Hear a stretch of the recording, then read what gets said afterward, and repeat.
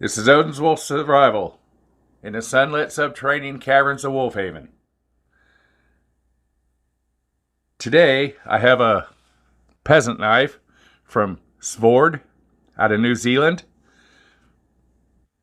This runs in at $22 on Amazon, and me being a peasant, as you can tell by my paws, I figured it'd be a good idea to try one. It's an old design, a friction folder, and as you can see, that's how it came in. Cost about 22 bucks. Peasant knife. And it says only available to first class peasants. Apparently, I must be one since I got it. And it's, like I said, it's made in New Zealand. It's using Sandvik steel from Sweden. And polycarbonate handle on this one. There's your, let's see if I get it. Maintenance procedures. Typical blade, keep it lightly oiled. It come in just stupid sharp. That's your lock. So your lock is your grip. If you got a 3-year-old girl grip, your lock isn't very good. If you got a good grip, it's not going to fold up because it'll be in your hand. It is sharp, sharp, sharp. Right out of the box, which is how it should be. Which is impressive for a $22 knife. Anymore, it's hard to find a $22 knife. I can think of a few that come in this sharp, and they're usually using the Swedish steel. And we know what they are. This one is a nice one. I don't normally like the curved handles, but there it is. Fits good in my hand.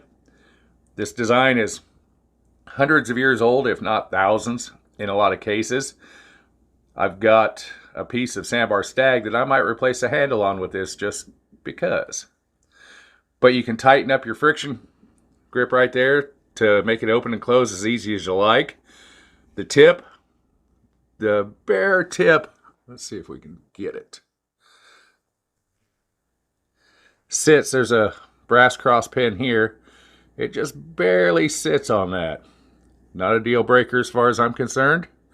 You can see just a little bit right there, but it doesn't appear to affect the edge. Since the steel is usually hard enough, the brass shouldn't take the edge off, but I mean, you don't go carving on brass with it. And if you listen, you can tell that is some good steel. It's not your cheap Chinese junk. It'll hold a good edge. The one thing I kind of want to check, which I don't know, it doesn't feel like the spine's 90 degreed.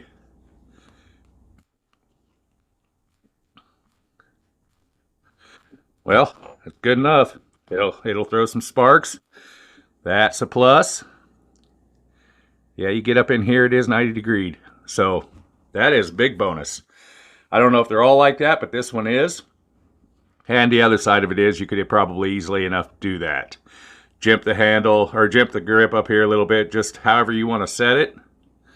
I would probably put a little bit of a notch in here to pull bales and stuff, however you want to do.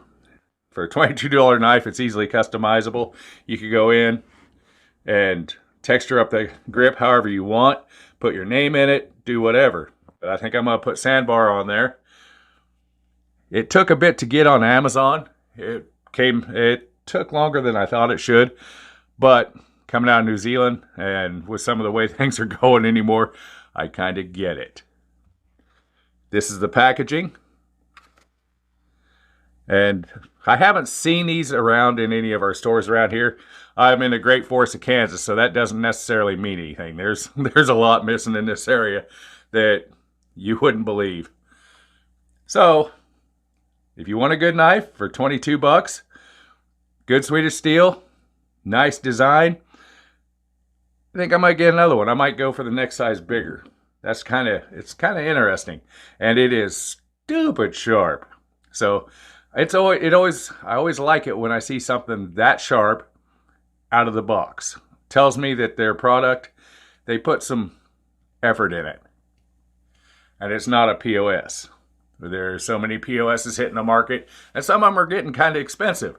So, simple, plain, easy to use, cheap, well, not cheap, inexpensive, is going to be the watchword on things coming up, I do believe. So, you might as well grab it before things really start increasing.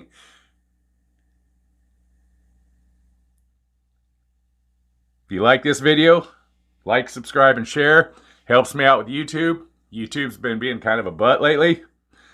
So, anything helps. What's your favorite sort of knife?